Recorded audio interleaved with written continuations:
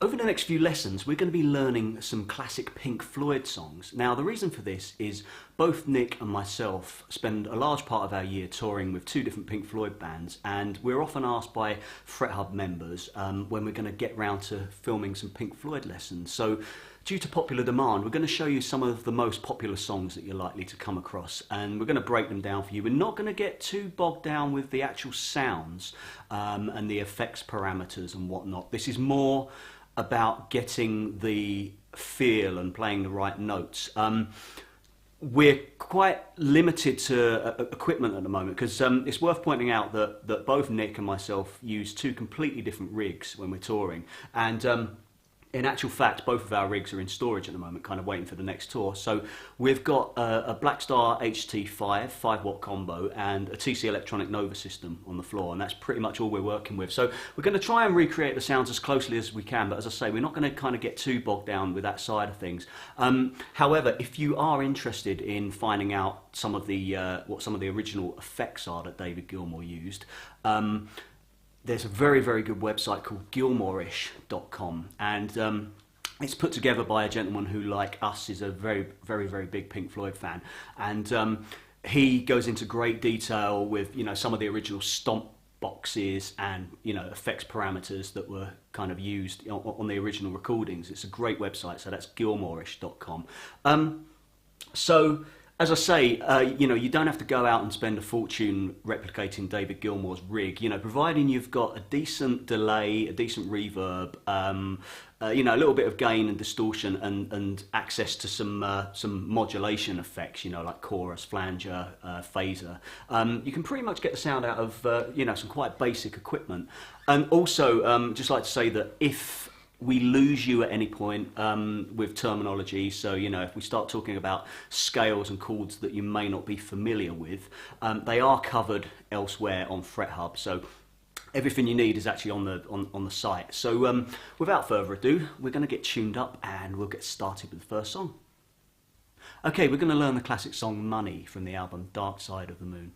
It's worth pointing out a couple of things before we start. This song is in a time signature best known as 7/4. Some people would argue it's 7/8. Some people would say it was 1 bar 4/4 followed by 1 bar 3/4. But it's best described as 7/4. By that I mean you count the bars 1, 2, 3, 4, 5, 6, 7. 1, 2, 3, 4, 5, 6, 7. That's quite an irregular time signature when it comes to modern kind of rock and pop music. Although another song that immediately springs to mind that features the same time signature is All You Need Is Love by the Beatles. Another couple of details to bear in mind. Dave Gilmour live would use Fender Strat to play this predominantly, although the solo was actually played on a custom-built guitar, a custom-built Canadian guitar. I think it was made by a gentleman called Bill Lewis, and it was a 24-fret guitar, 2-octave neck, which enabled him to reach those high notes in the solo. That's why a lot of people struggle when they're playing that solo on a Strat, especially when you've got quite limited access to the 22nd fret, or if you've got an older style Strat which has 21 frets, then it's, you know, kind of nigh on impossible to kind of bend up to that high E note that you will hear in the solo. With regards to my guitar, this is my favourite Strat style guitar at the moment. As you can see, it's actually not a Fender, it's a Suhr Custom Classic. Very proud of this guitar. I've had it custom built to my specifications, and I love it especially because, well, you might read that backwards, because I'm actually left-handed, and we, as some of you know, reverse a lot of my videos for Fret Hub, or in fact all my videos for Fret Hub really, just to make it easier for you to follow. But that's actually a Suhr Custom Classic, and the reason I went for this guitar was, as a left-handed player, it's a lot harder for me to shop around for a really nice Strat. I don't very often get the chance to go into you know, a good guitar shop and have like a limitless selection of Strats to play. You know, you kind of find one or two, and I'm sure you'd you know, sympathise with that if you're left-handed yourself. But this, you know, this guitar for me really kind of does the job. before that, I mean, I have used Fenders, and I love Fenders, and you know, particularly my Fender Telecaster that I still tour with. But when I'm playing with Brit Floyd, this is my main guitar. Although I've done a few tours actually with a Music Man Silhouette Special as my main Strat style guitar, which, if you're familiar with the guitar, it doesn't actually look like a Strat. Yeah, it's got a slightly different, you know, kind of pick guard here, different headstock, but it really, you know, it's got a real kind of stratty tone to it. So the point I'm trying to make really is, you know, if you're playing Pink Floyd music and if you're in a Pink Floyd tribute band, as long as you have a kind of, you know, mainly sort of Strat style guitar with 3 single coils, then you can't go far wrong. But anyway, without further ado, let's actually get into the nuts and bolts of the song. Okay, so there are quite a few guitar parts in Money. You've got this guitar part,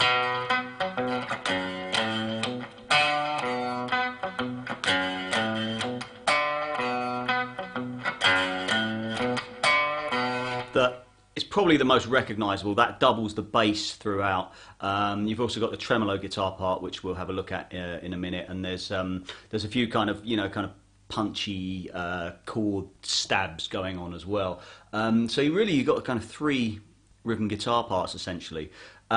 So let's have a look. As I say, it's in 7/4. I forgot to mention that during the guitar solo, it actually goes into more of a kind of 4/4, you know, kind of up-tempo shuffle. You know, the tempo increases, but predominantly it's in 7/4. So you've got this riff.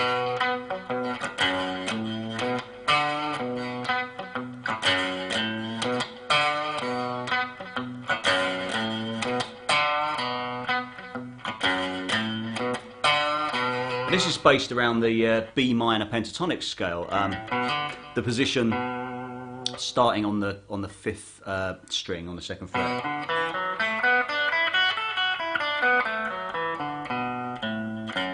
and finishing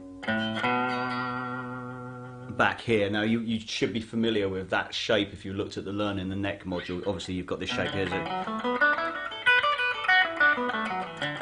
which is a box shape that everybody knows, but this would be position, well, I suppose some people would call this position 4 of the B minor pentatonic scale. Now, it's got a slight swing to it, so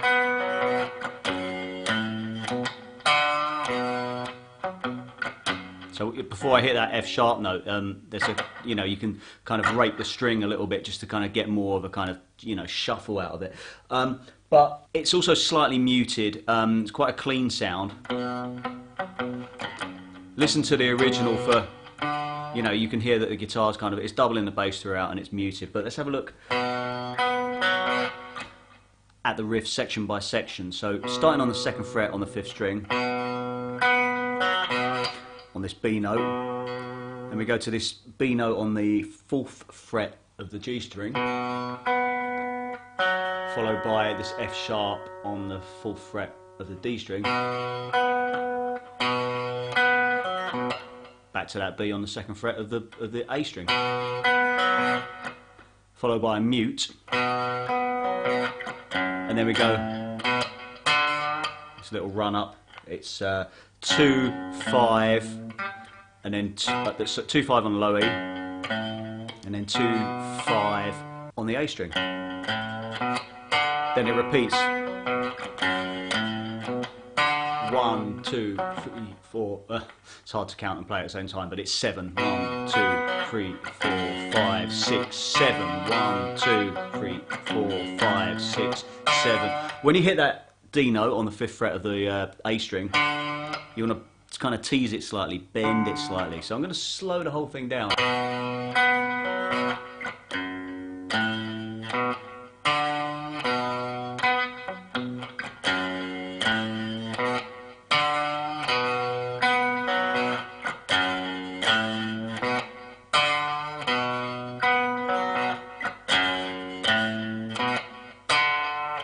And that repeats throughout the verse. You also have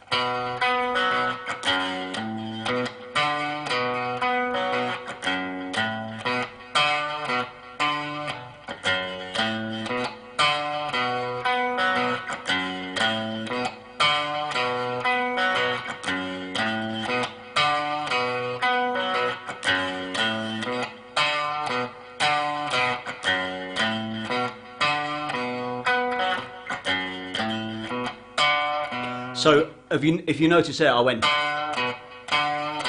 actually repeated that phrase twice, and that does happen in the verse because it kind of coincides with the vocal. So you got if I'm taking the second verse for instance. Share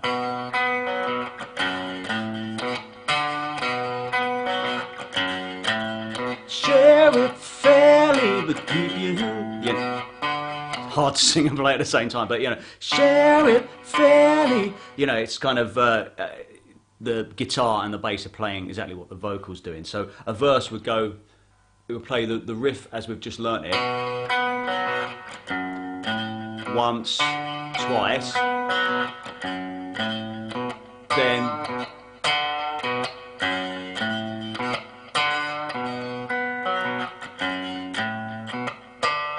So that's something to look out for.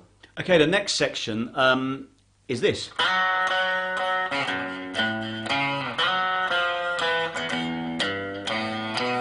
Then back into the riff.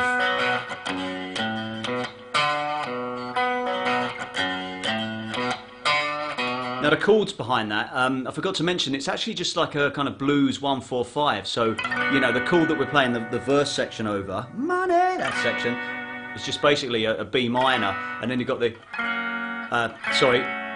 F sharp minor, and then it goes to an E minor. So it's a 1-4-5, kind of blues thing, but because of the 7/4 thing, it doesn't really sound like a blues, like a typical blues. So we're just playing this rhythm part that doubles the bass again.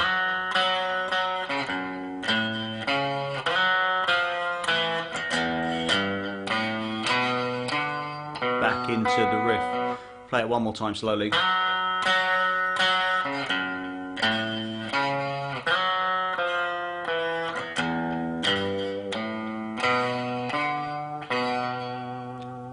That note there is actually the start of the going back into that riff again. So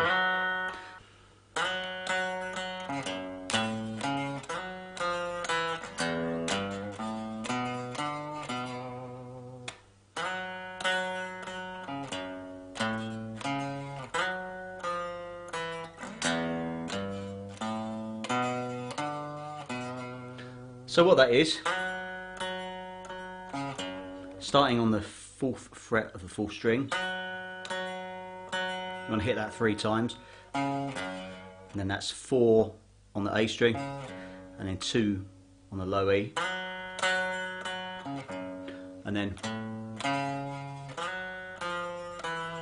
that's 5 on the low E, 4 on the A, and then you've got this chromatic rundown that goes 4, 3, 2, slight scratch, and then open E.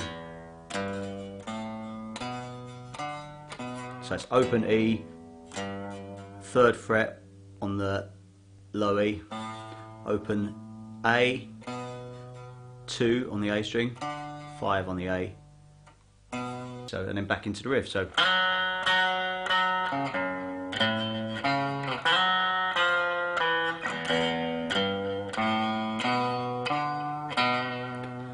And that's pretty much that rhythm part. Now, you've got the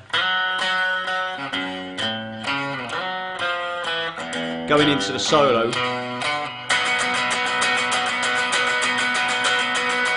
You've got these triplets, and that's when it goes into 4/4, and it's just basically this B power chord. 2 bars of triplets. And what you're doing there is just strumming down, up, down, up, down, up, but emphasising the first triplet of each. So it's actually just the first of each 6. So it's 1, 2, 3, 4, 5. It takes a bit of practice. You've got to make sure that you don't mute the redundant, that you mute the strings that you're not using. Or you can play it up here. I sometimes play it up here because it's easier to go into the solo from there because my hand's already in that position. But I mean, use your ears. Have this, the original kind of setup next to you, so you can kind of cross-reference with this. You'll recognise that part. It's coming out of the sax solo into the guitar solo. Oh, incidentally, underneath the guitar solo, this riff transposes because it goes to E minor. So you got, sorry.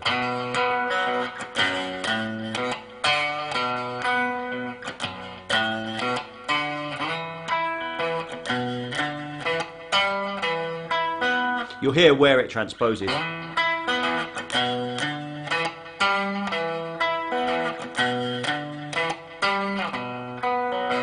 So we just basically move that riff, so you know, instead of starting on the first fret, sorry, second fret on the B string, the A string, we move up to the 7th fret, playing exactly the same shape, exactly the same figure, but we're in E this time, E minor. And yeah, that's it. Yeah, just coming out of the sax solo as I point it.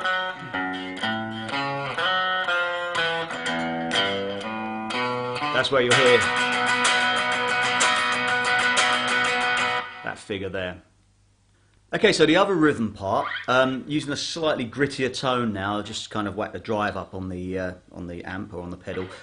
We've got this: 1, 2, 3, 4, 5, 6, 7, boom. Doo-doo.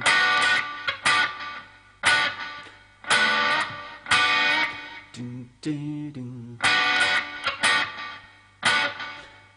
Right, so basically, what we're doing there, I'm just barring, just playing the top of this kind of B minor triad. So just barring the top 3 strings at the 7th fret. And listen out for the record, because I played that, and obviously with no accompaniment, it might not make much sense because of the irregular time signature. But it kind of changes a little bit in the verse. It's like 1, 2. That happens in the verse. So money. When the vocals aren't happening, there's an extra stab in there, so it's 1.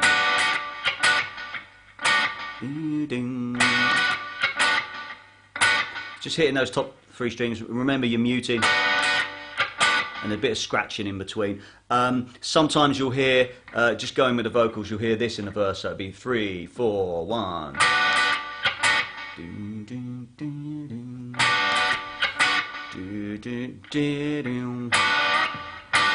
There's a couple of stabs there, you know, slight kind of bend there. But that's basically what's going on there, you know, those stabs. And then this rhythm guitar part, it just joins in with this F sharp bit.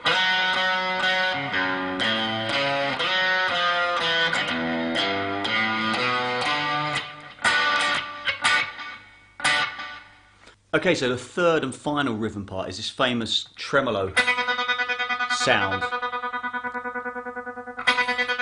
Now, well, I haven't really had time to fiddle around with the tremolo setting on this unit too much. It probably would have taken all day, but I've got, you know, a more accurate sound programmed in my rig. But all I got there, I mean, there's a little bit of delay on it, but you wouldn't really need that. A little bit of reverb, and just what is known as a hard tremolo in here. It's quite a hard kind of cutting tremolo, and you'll just hear that guitar part. You know, it kind of kicks in as soon as the drums kick in.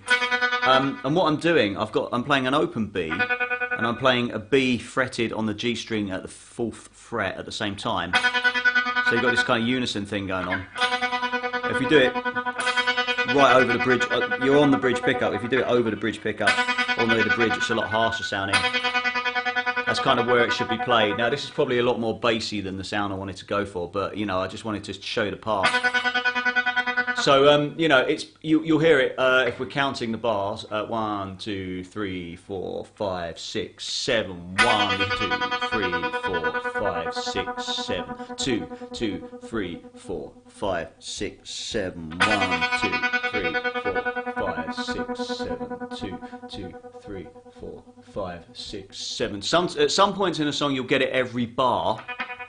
2, 4, 5, 6, 7. I think that happens before the sax solo. And listen out for where it is in the verses, because where David Gilmour is singing, sometimes it will fall on the 7 instead of the 1. So you have this 1, 2, 3, 4. Money 2, 3, 4, 5, 6. Get away 2, 3, 4, 5, 6. Get a good job with more pay and you're okay. So, you know, listen to that. Excuse my voice there. I've never sung that song before. But listen for the, you know, the placement of that tremolo part. If you're playing that, you know, if you're in a 2-guitar band and, you know, your job is to play that guitar part, just have a listen to the song and have a listen to the exact points, you know, where that tremolo part is. It depends exactly, you know, how authentic you want to be. But with the chord changes, I mentioned earlier that we've got this F sharp minor to E minor. The tremolo goes with that as well. You know, under the do do do do do do do do do. So we're basically playing an F sharp minor triad. That's just barring the top 3 strings on the 2nd fret, and an E minor triad, which is just the top 3 open strings. Or what I do live, sometimes I just play the top 2 strings like that, and you'll hear that under the sax solo as well. Also under the sax solo, where it changes key to E, you have to stick in that E minor as well, or just the top 2 strings there. So that's the tremolo part. Very simple but effective. You know, once again, you know, apologies about not getting the exact sound, but you know, as long as you've got a reasonably fast kind of hard tremolo, then it should really do the trick.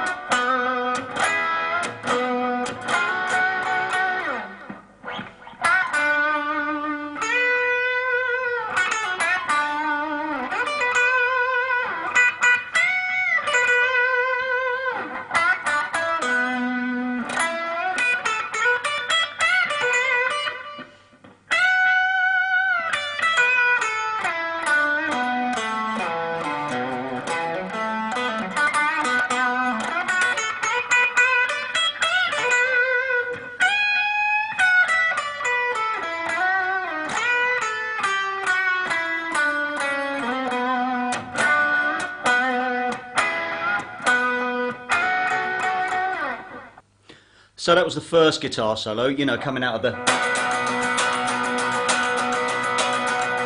when the drums kick in and everything kind of goes into 4/4. Now, it's worth pointing out that that solo was actually double tracked. So some of the phrasing, in a good way, you know, the phrasing doesn't match completely. And whenever I perform this live with Floyd, I play this as a unison solo with Damien, and you know, similarly, pretty much every Pink Floyd tribute show I've seen, you know, the 2 guitarists will, you know, play the solo together, and it sounds really effective. So, you know, the phrasing, the jury's out on, you know, some different people play it different ways. I hear different things. I think I'm probably more tuned to one of the guitars than the other. But it's in B minor, based more or less around the B minor pentatonic scale. And I'm going to break it down and just show you it one phrase at a time. So we've got 3, 4. So that's a... So what we're doing there, if you know your B minor pentatonic scale, which you should do by now if you're learning this solo, it's your box shape starting on the 7th fret. You've got this kind of Hendrixy lick. So what we're doing, we're bending 9 up a whole step, and then 7 on the G string. So, and then that's a whole step, bending 10 on the B string. So immediately after that, so you got 3, 4. So it repeats that again, but you've got 7 and 10 before it, so it's... So it just repeats that first lick again, and then we're actually moving up to the next position of the B minor pentatonic scale. Kind of sliding up to 12 on the B, 10 on the high E, and then hitting this B note on the 12th fret twice. One guitar, I think, will play 2 notes, the other one I think goes... That's what I'm hearing anyway, so just putting that phrase together, we've got...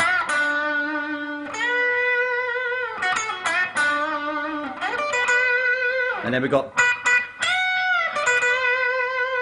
a very bluesy lick. So that's 12, 12 on the B, bending the 12th fret on the high E string up a whole step.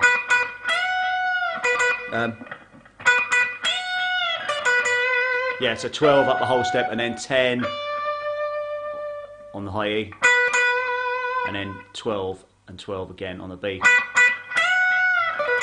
And when you got that bend, you kind of bend it up and then release it a little bit. So putting that phrase together.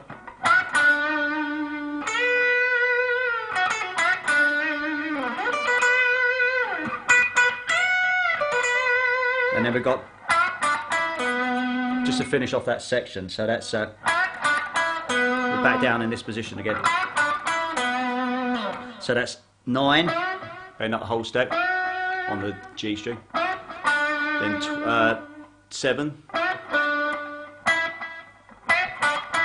yeah, so 9, bend up the whole step, 7, 9, it's all on the G string, and then 9 on the D strings.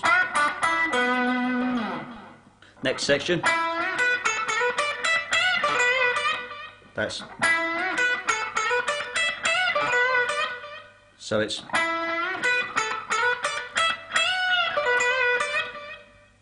so we're bending 9 up a whole step on the G string. So it's 9 up a whole step on the G, and then 7 on the high E. You want to kind of get this bar in place, you know, just kind of Chuck Berry thing. And then 10 on the B. Slide up to 12 on the B. That's 10, 12 on the high E.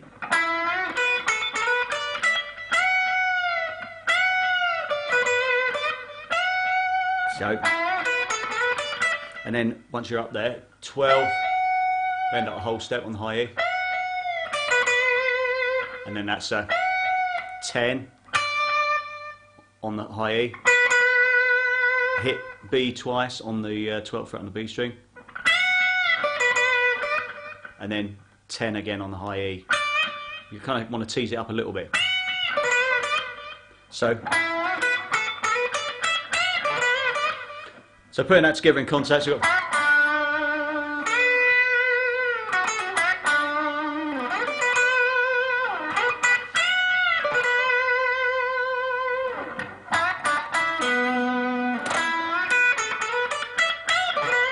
and then we've got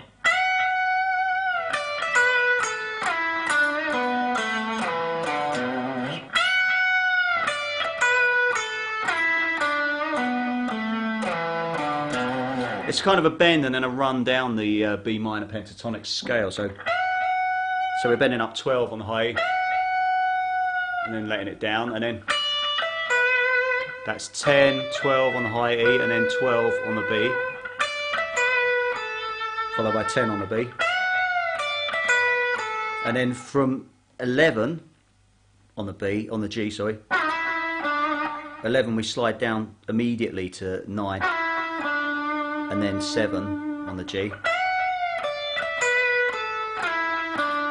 If you know your scale, it's just a run down now.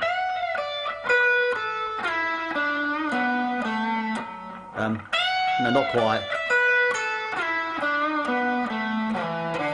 It's not quite a run down, there's a few little slides in there. So we've got that far, and then we go 9, 7 on the D string, and then that's a slide from 9 to 7 immediately on the A string, and then to 5, followed by 7 on a low E.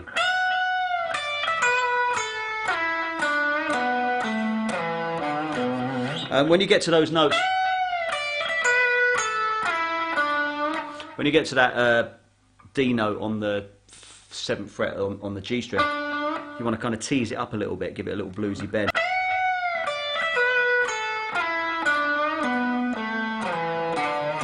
And similarly, when you get to this D note on the 7th fret, sorry, 5th fret of the 5th string, give that a little tease as well, give that a little bend.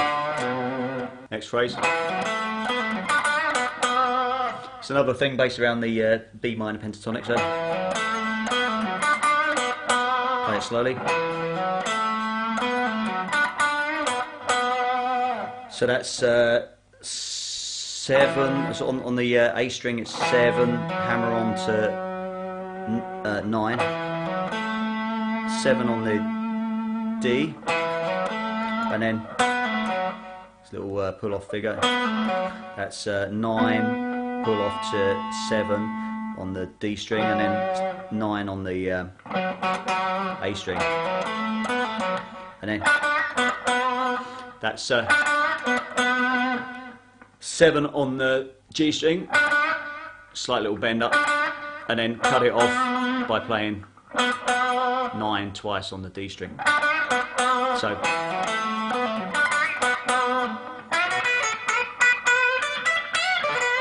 that's the next run.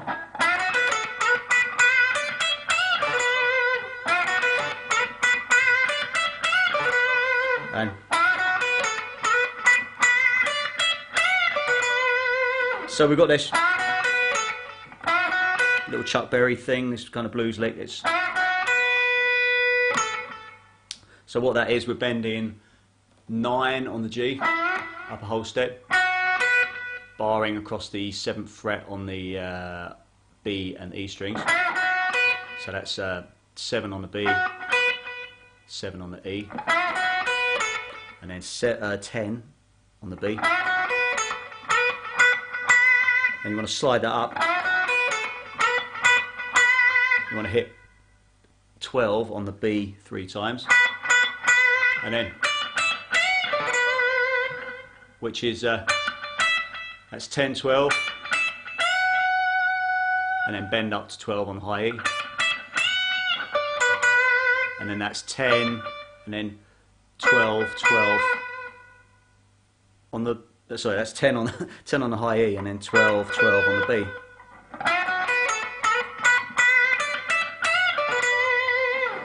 And we've got this. So that's we're moving up into the next position of the B minor pentatonic scale, and we're bending 14 upper whole tone. It kind of one guitar kind of teases it a little bit further, not too much, otherwise you'll be off key. So it's 14 bend upper whole step, and then 14, 12. This is all on the high E, and then that's 15, 12 on the B, 14 on the G, and then you kind of sneak yourself down here, and that's 9, slide up to 11 on the G string. So, and then you got this little run down that you hear. So that's, it's all based around B minor this time, B Aeolian if you're kind of speaking modally, because you've got this little G note in there. But so you bend that whole step on the 10th fret on the B, bring it down to 10, so bend upper whole tone for 10, 10 again, but not bent this time on the B. That's 8, 7 on the B, so, and that's 9, 7 on the G. So and then, so far we've got, and then we go down to 6 on the G, and then that's 10 on the D string, and then down to 9 on the D string. So it kind of gets chromatic there, you know. You could do it all on one string, but it's just a bit, you know, better keep your hand in the same position. And then we've got, so that's we've got to this B note, and then, which is our kind of barring with the first finger across the top, across the B and G string, kind of teasing it up a bit, and then, so what that is back to that B again on the 9th fret on the D string, and we're kind of, with your 3rd and 4th fingers, you want to kind of grab the G and B strings at the 9th fret, give it a slight bend up, so, and then back to this B note again. We're kind of pedaling off of this B, that's on the 9th fret on the D string, so,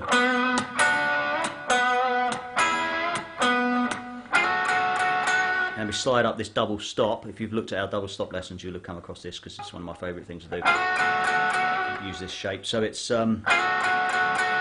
we're basically, the figure that we're going to is third finger on the 11th fret on the G string, and 2nd finger on the 10th fret on the B string, but you're sliding up from below. So you're hitting that 2, 3, 4 times. So,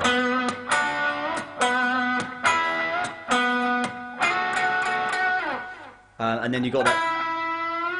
But we're going to treat that as that's the start of the 2nd solo, which is a much drier sound. So I'm going to play this whole solo slowly. 3, 4.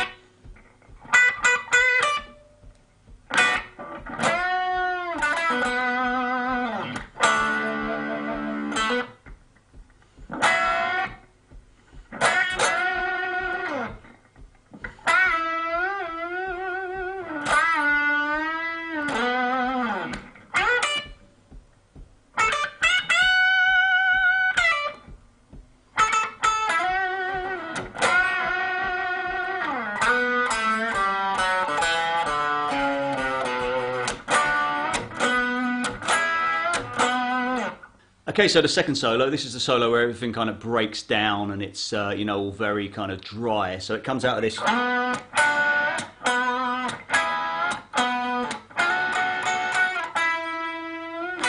So you've got this bend, again, all based around B minor pentatonic.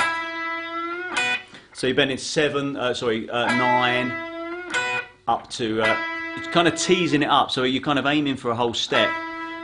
But you don't really have to get there, you just interrupt it with this bar across the 7th fret on the top 2 strings. Just a, you know, quick kind of stab, and then just mute it. 2, 3, 4, and again, and then we've got, so that's 12, 12, 12 on the B string, and then 10 on the high E. So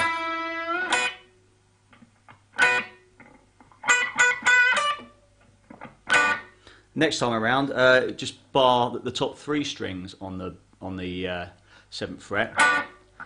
You know, we're just kind of playing around with that whole B minor thing.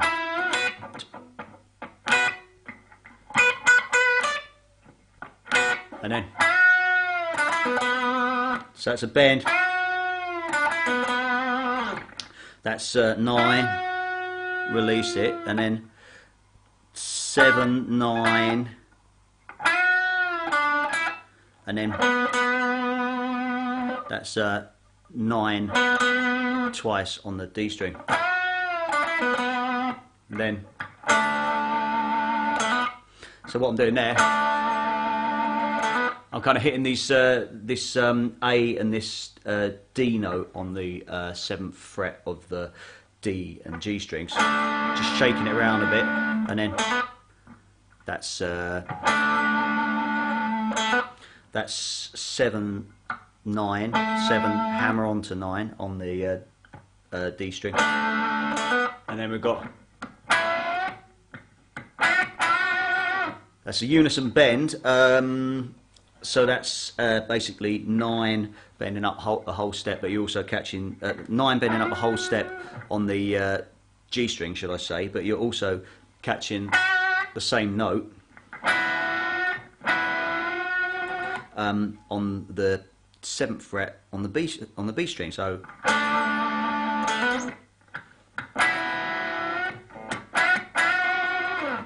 it's, that's a unison bend thing, and then that's a, it kind of sounds like a mistake on the record, and I don't mean that in a disrespectful way. It's, you know, a kind of good mistake, because this whole solo is a little bit kind of edgy, so it goes, and that's what I'm hearing. So it's that bend again on the 9th fret on the G string, and then you're bending up, you're actually bending it up to a G the next time around, so it's bend, release, and then bend again, but bend up a tone and a half, and then back down, and then back up a tone. So toe, down, tone and a half, oh sorry, toe, down, tone and a half, down, and then tone again, and then what we do there, it's probably done with the first finger, because he does a lot of this, but I just move down here sometimes. Same note. What we're doing, we're bending on the 7th fret on the G, and then releasing, bending up again, and then releasing, so, and then finishing on that B note on the 9th fret on the D string, and then that's, actually slide up to, that's 12 to 12 on the B to 10 on the high E, and then, so 2, 3, so that's 12 on the B, 10 on the high E, and then bend up a whole step on 12 on the high E, hit that twice, and then 12 pull off to 10 on the high E string, and then what I'm doing there, I'm going 10, hitting that 3 times on the B string, and then sliding from 9 up to 11 on the G, and then that unison bend again, and then we go into this run again. But unless I'm very much mistaken, one of the other guitar plays plays it an octave lower, or there is at least a guitar in there playing it an octave lower. So what that is,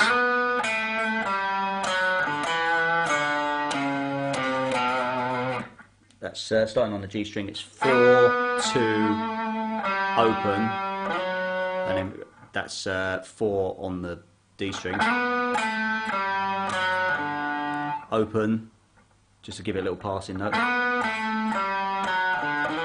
and then 2 on the D, on the B, on the get it right in a minute, on the D, yeah.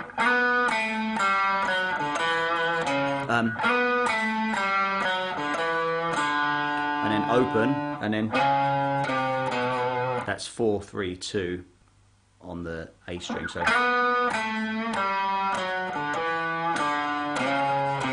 and then we've got this figure again, and then, but that's the run up into the what we'll treat as the third solo. So let's play that slowly.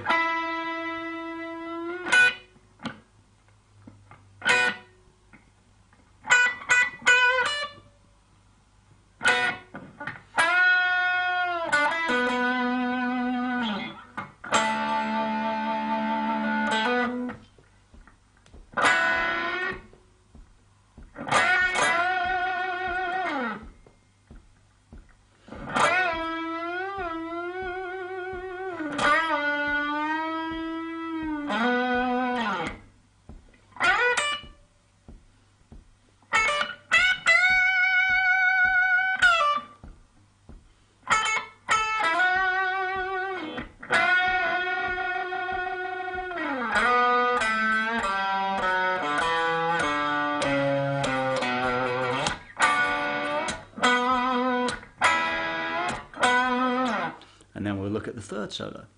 1, 2.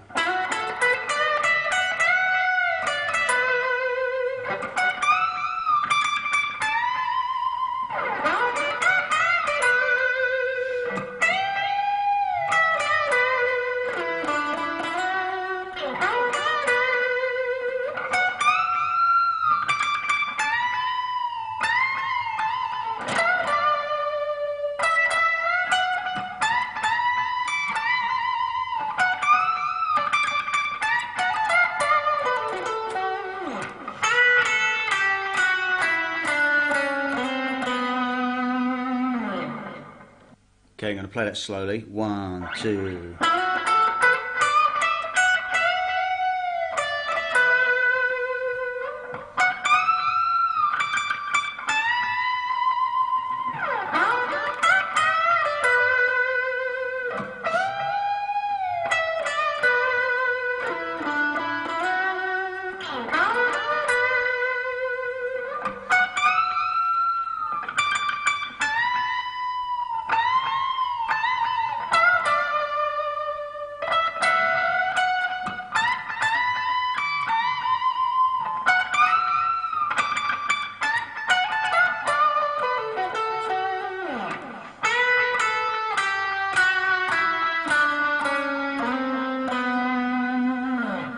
Okay, so that's the third and final solo. As you can hear, I've just increased the delay repeats a little bit. The previous solo was completely dry, slightly fuzzier sound than I actually showed you in the demonstration. But I'm just trying to get as close to the original sounds as I can with the limited gear I've got to hand. So this is probably the toughest bit because it does involve bending the 25th, where did I get that from? 22nd fret up a whole tone on the high E. This is quite difficult on most guitars, really. But as I mentioned earlier, it was actually played on a 24 fret guitar as opposed to 22. So there's a lot of bending going on. It's still based around B minor pentatonic, but we're moving up to much higher register now, so higher positions on the neck. So to run into it.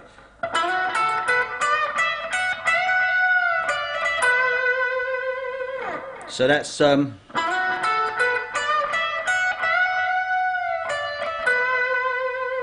we start on the D string on the 14th fret and we slide almost immediately 14 up to 16 and then 14, 16 on the G, and we've got this run.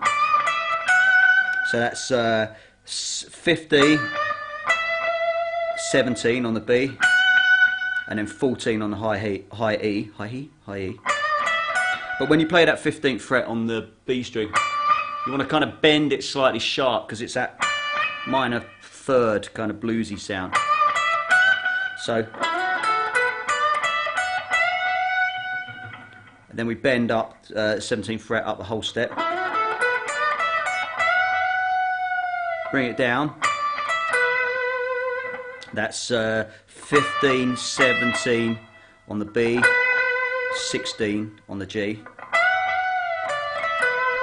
And now we go up to the kind of the highest box, the highest position where we can actually play a B minor pentatonic scale on the neck. So we're a whole 12 frets higher than the box shape that we started in our first solo. A little bit tight up there. So then we play. Oh, it's a little bit sharp. So it's really tight out there.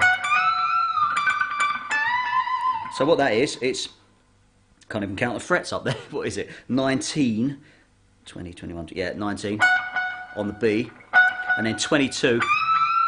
You want to bend it up a whole step. 22 on the high E, and then take it down. That's 22 again. That's to hit that 3 times. 22 on the high E, and then bend 22 up a whole step on the B. And then we've got this little bluesy figure.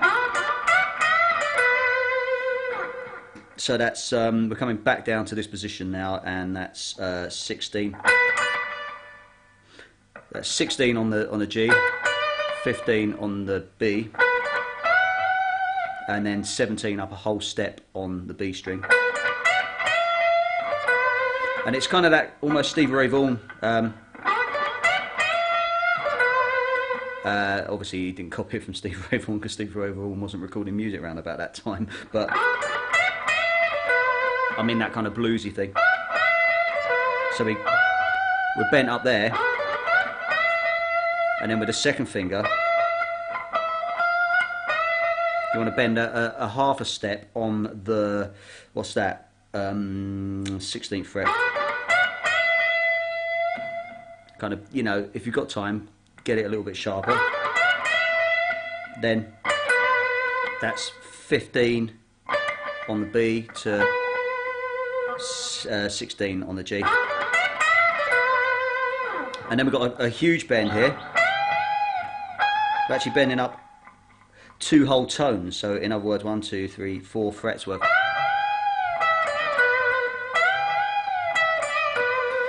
That's on the 17th fret. Massive bend. So you're actually bending the 17th fret to sound like the 19th fret. Sorry, the 17th fret to sound like the 21st fret. And then bringing it down. And then it's 17 to 15 on the B. And you know, you want to kind of tease that 15th fret up a little bit. And then followed by 16 on the G. And then this little figure here all takes place on the D string, and it's 16, slide down to 14, 12, 14, back up to 16. So putting that together, we've got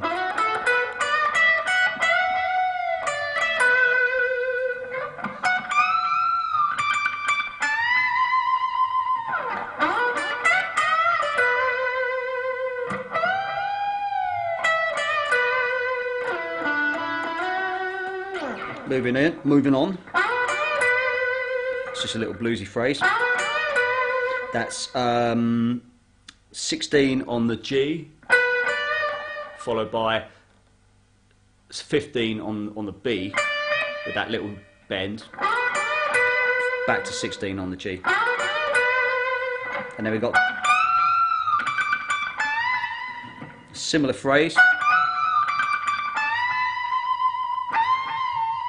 but we kind of add a little bit to it this time. So it's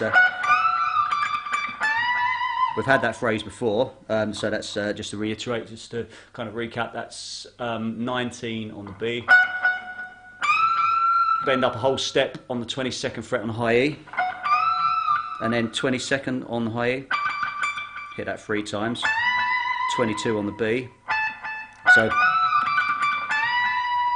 and then what we do, we bend the B string up 3 semitones, a tone and a half. Yeah. And then take it down and then bend it up a whole tone. Massive bend again. Right, so that's that. Then we got, which is exactly the same as the first phrase that we played at on the first solo. Slightly different timing, but it's a whole octave higher. So that's 22, kind of bend it up a whole step. It's all on the G string. Sorry, 21, sorry. Then bend it, and then 19. And then back to 21. Then we've got this kind of unison bend.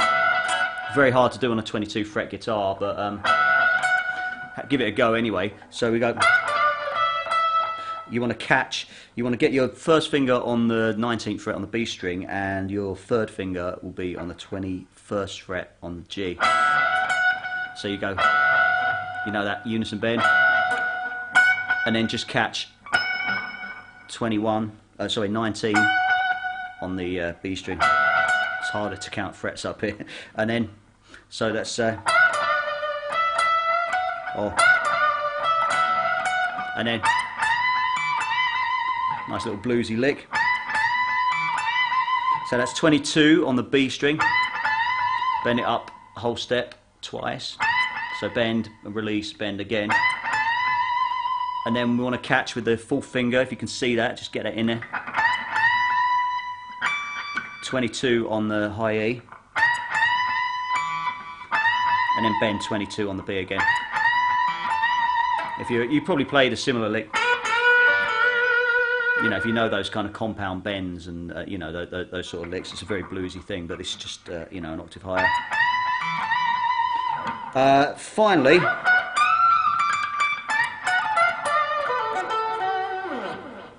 that's same thing as we had before. That's going to be 19 on the B, followed by a whole step on 22 on the high E. Same lick again, basic. But yeah, followed by 22. Hit that 3 times on the high E, and then 22 on the B. And then that's 19 to 22 on the B, and then that's, which is 21. Bend it up slightly on the G string to 19 on the G. So, and then that's gone a little bit out of tune up there, but that's 21 on the D string, pull off to 19, 21 on the A, and then 19 again on the D string. Bend that slightly sharp if you can, and then 21 on the A string. Let's just recap that bit. So it's because I was shouting out some of the wrong fret numbers. It's 21 on the D string, pull off to 19, and then that's 21A, 19D, followed by 21A again. So, and then we've got,